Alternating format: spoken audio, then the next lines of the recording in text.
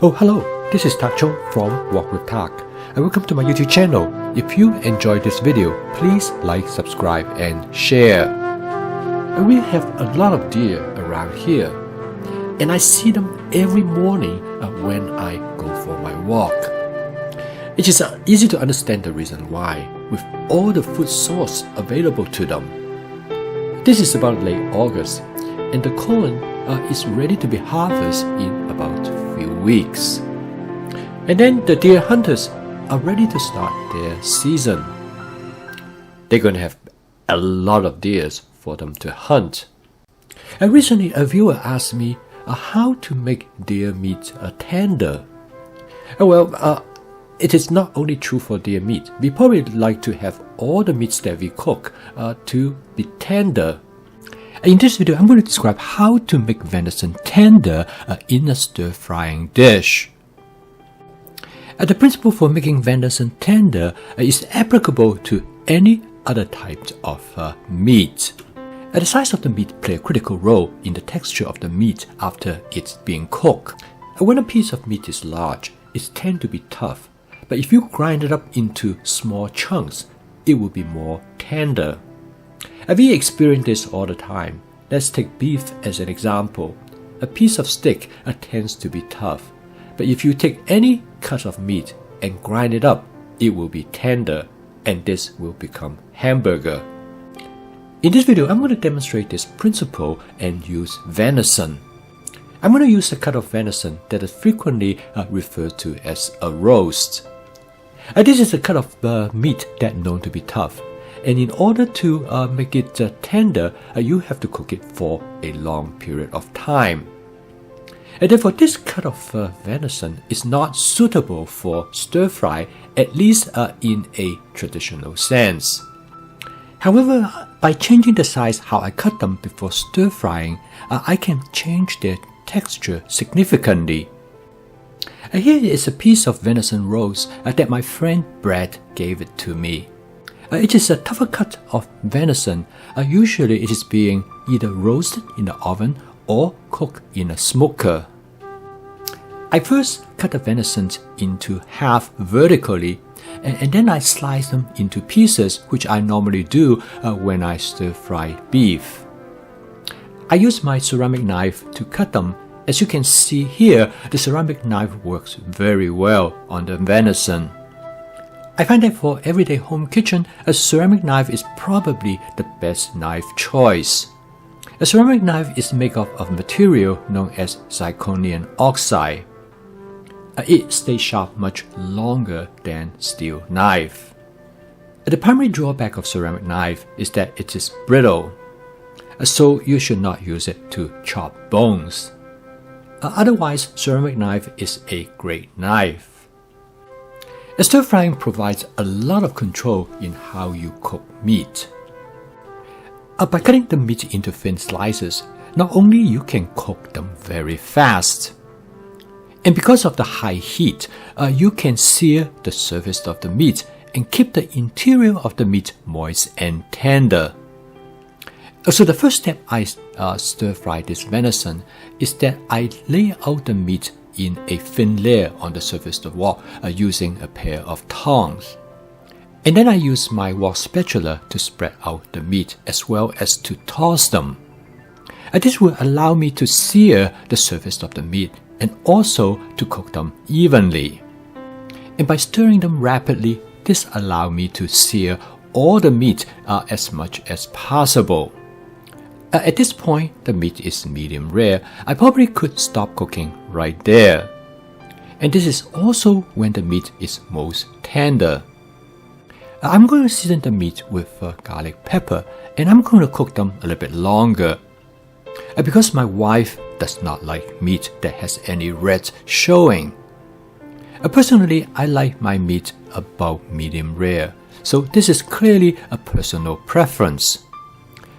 By this point, the bulk of the cooking is already done, so I'm going to turn the heat to low.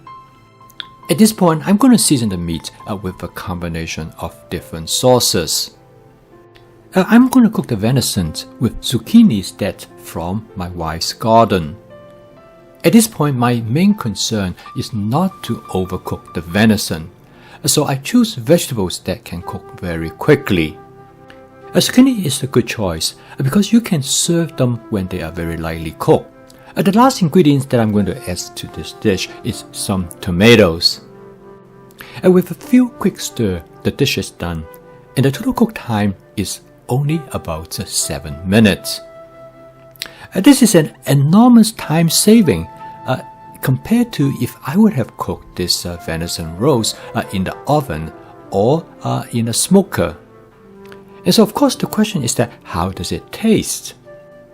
The conclusion is that the flavor is great, but the texture is a little bit on the tough side.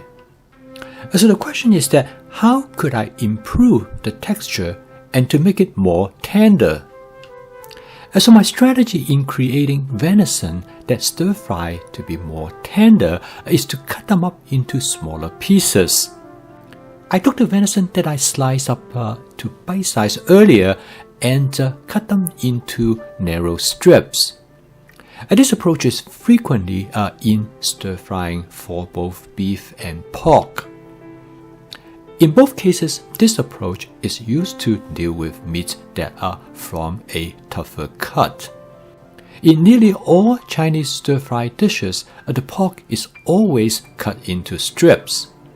Regardless of the cut, pork is often tougher than beef. Therefore, cutting pork into strips in stir-fry dishes has become a very common practice. Since I have already sliced the venison, so cutting them into strips is not difficult at all. It took me only just a few minutes.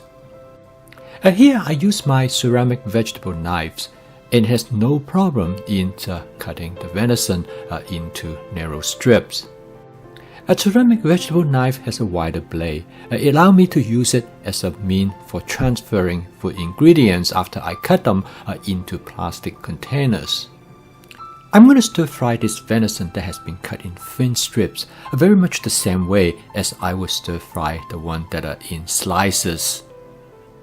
I'm going to use my Cuisinart 14-inch stainless steel wok, and I'm going to spot season the wok and heat it up as hot as possible so that I can sear the venison.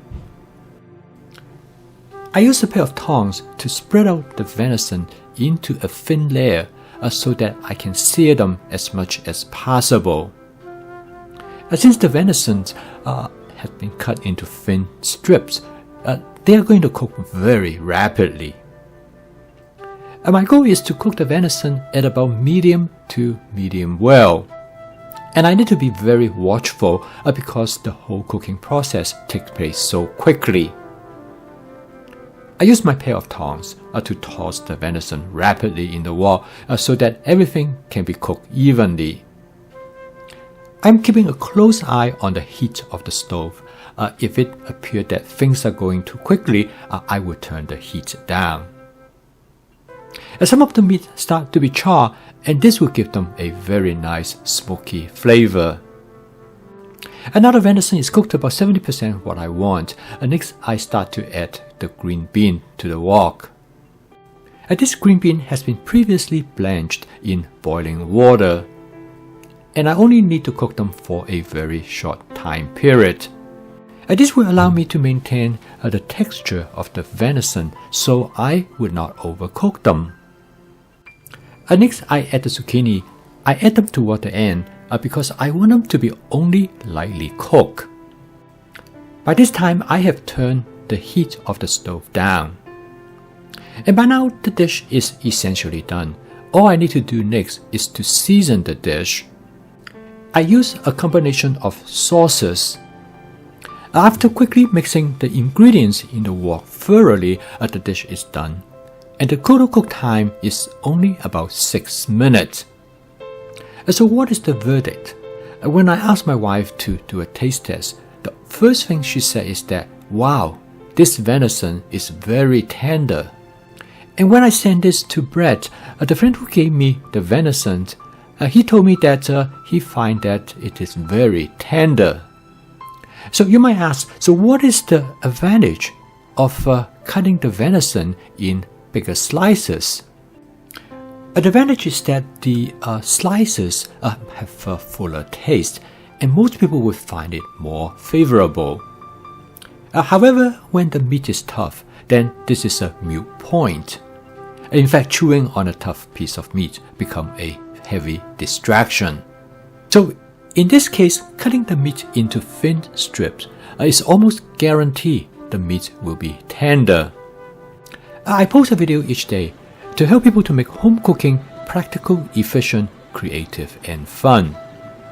If you find this video provides you with helpful tips and suggestions to make your cooking better, please subscribe to my YouTube channel for additional information.